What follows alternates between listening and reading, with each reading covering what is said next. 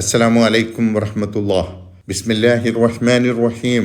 മുൻകാല പ്രവാചകന്മാരുടെ സമൂഹങ്ങളിൽ പലരും ഈ ലോകത്ത് തന്നെ ശിക്ഷയ്ക്ക് വിധേയരായതെന്തുകൊണ്ട്?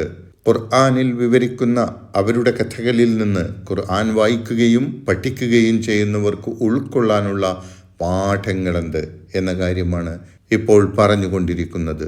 അതിൻ്റെ ഭാഗമായി ഇന്ന് 103, 104 ആയത്തുകളാണ് നാം പഠിക്കുന്നത്.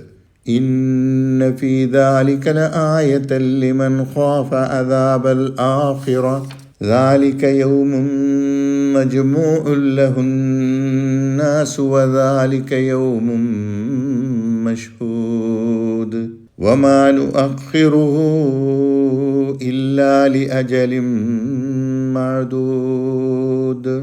ഇന്ന ഫീ ദാലിക ലആയതൻ, തീർച്ചയായും അതിൽ ദൃഷ്ടാന്തമുണ്ട്, അതിൽ പാഠമുണ്ട്. ലിമൻ ഖാഫ അദാബൽ ആഖിറ, അന്ത്യനാളിലെ ശിക്ഷയെ ഭയക്കുന്നവർക്ക്. ധിക്കാരികൾക്ക് അള്ളാഹുവിൻ്റെ ശിക്ഷയുണ്ടാവും എന്ന് കൃത്യമായി ബോധ്യപ്പെടുത്തുന്നതാണ് ഈ ചരിത്ര സംഭവങ്ങൾ. അതുകൊണ്ട് ശിക്ഷ ഈ ലോകത്ത് സംഭവിച്ചിട്ടില്ലെങ്കിൽ പരലോകത്ത് അത് ഉണ്ടാവുക തന്നെ ചെയ്യുമെന്ന് സാമാന്യ ബുദ്ധിയുള്ള ആർക്കും ഇതിൽ നിന്ന് മനസ്സിലാക്കാൻ സാധിക്കും.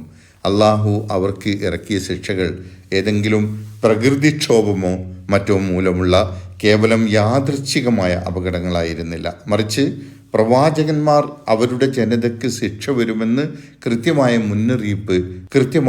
മുന്നറിയിപ്പ് നൽകുകയുണ്ടായി.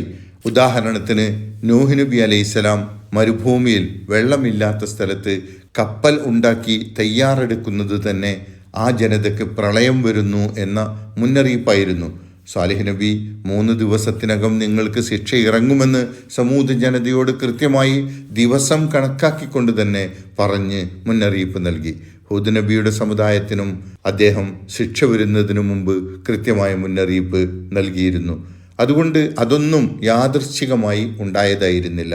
അവർ മുന്നറിയിപ്പ് അവഗണിച്ച് ധിക്കാരം പ്രവർത്തിച്ചതിൻ്റെ പേരിൽ അവർക്ക് കണക്കാക്കി ഇറക്കിയ ശിക്ഷയായിരുന്നു അതൊക്കെയുമെന്ന് മനസ്സിലാക്കാൻ കഴിയും. അതുകൊണ്ട് പരലോക ശിക്ഷയെക്കുറിച്ചുള്ള മുന്നറിയിപ്പ് കണക്കിലെടുക്കുന്നവർക്ക് ഈ ചരിത്ര സംഭവങ്ങളിൽ പാഠമുണ്ട്. അതവർക്ക് പരലോകത്ത് രക്ഷ നേടാൻ ഉപകരിക്കും എന്നാണ് പറയുന്നത്. പരലോകത്തെ ഭയക്കുന്നവർക്ക് ഇതിൽ പാഠമുണ്ട് എന്ന് പ്രത്യേകം എടുത്തു പറഞ്ഞുകൊണ്ട് മറുവശം പറയാതെ പറയുകയാണ്. പരലോക ശിക്ഷയെക്കുറിച്ച മുന്നറിയിപ്പ് അവഗണിക്കുന്നവർക്ക് ഇതൊന്നും ഉപകരിക്കുകയില്ല എന്ന്. എന്നിട്ട് പരലോകത്തെക്കുറിച്ച് പറയുകയാണ് പിന്നീട്. ദാലിക യൗമുൻ മജ്മൂഉൻ ലഹുന്നാസ്, അത് മനുഷ്യർ ഒന്നടങ്കം ഒരുമിച്ച് കൂട്ടപ്പെടുന്ന ദിവസമാണ്. ദാലിക യൗമുൻ, അതൊരു ദിവസമാണ്. മജ്മൂഉൻ ലഹു, അതിനുവേണ്ടി ഒരുമിച്ച് കൂട്ടപ്പെടുന്നു. അന്നാസ്, ജനങ്ങൾ. ഭൂമിയിൽ മനുഷ്യൻ്റെ ആരംഭം തൊട്ട് ലോകാവസാനം വരെ ജീവിച്ചു മരിച്ച എല്ലാ ജനങ്ങളും ഒരുമിച്ച് കൂടുന്ന ദിവസമാണത്.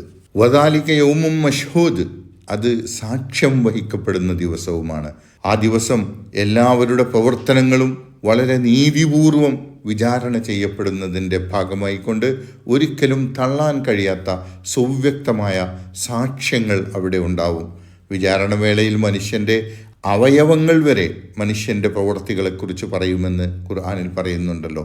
സാക്ഷികൾ ഉണ്ടാവുന്ന ദിവസം കൂടിയാണ് എന്നത് എല്ലാം വെളിവാകുന്ന, ഒന്നും മറക്കാതെ എല്ലാം പ്രത്യക്ഷപ്പെടുന്ന ദിവസം എന്ന അർത്ഥത്തിൽ കൂടിയാണ്. ഇത്രകാലം സ്വർഗം നരകം എന്നതൊക്കെ ഗായിബായിരുന്നു, അപ്രത്യക്ഷമായിരുന്നു, പ്രത്യക്ഷത്തിൽ കാണാൻ കഴിയുന്നതായിരുന്നില്ല. പരലോകത്ത് എത്തിയപ്പോൾ അതൊക്കെ ഷാഹിദായി, മനുഷ്യൻ പ്രത്യക്ഷത്തിൽ കാണുന്നതും അനുഭവിക്കുന്നതുമായി മാറി. ഒമാനു അഖിറുഹു ഇല്ലാലി അജലിൻ മഅദൂദ്, ഒമാനു അഖിറുഹു, നാം അതിനെ പിന്തിപ്പിക്കുകയില്ല, ഇല്ലാലി അജലിൻ മഅദൂദ്, കൃത്യമായി കണക്കാക്കിയ എണ്ണപ്പെട്ട ഒരു അവധി വരെയല്ലാതെ. പരലോക വിചാരണയും പരലോക ജീവിതവും അധികം വിദൂരമല്ല. അള്ളാഹു അതിന് കൃത്യമായ ഒരു അവധി കണക്കാക്കിയിട്ടുണ്ട്. അത് എണ്ണപ്പെട്ടതാണെന്ന് പറഞ്ഞാൽ അത് കൃത്യമായി കണക്കാക്കപ്പെട്ട ഒരു സമയമാണ്. ആ സമയം വന്നു കഴിഞ്ഞാൽ ഒരൽപ്പം പോലും മുന്നോട്ടോ പിന്നോട്ടോ അതിൻ്റെ സമയം, അതിൻ്റെ അവധി മാറ്റപ്പെടുകയില്ല. ആദം നബിയുടെ കാലത്ത് മരിച്ചവനും അന്ത്യനാളിൻ്റെ തൊട്ടു മുമ്പ് മരിക്കാനിരിക്കുന്നവരുമൊക്കെ ഒരുമിച്ചായിരിക്കും ഉയർത്തെഴുന്നേൽപ്പിക്കപ്പെടുക. അതിനുവേണ്ടി നിശ്ചയിച്ച് കണക്കാക്കിയ ആ ദിനത്തിൽ തുടർന്ന് വരുന്ന ആയത്തുകളിൽ പരലോക വിചാരണയെക്കുറിച്ച് വിവരിക്കുകയാണ്. ഇൻഷാ അല്ലാഹ് അത് തുടർന്നുള്ള ക്ലാസ്സുകളിൽ പഠിക്കാം. അല്ലാഹു സുബ്ഹാനഹു വ തആല നമ്മെ അവൻ്റെ ശിക്ഷകളിൽ നിന്നും കാത്തുരക്ഷിക്കുമാറാകട്ടെ.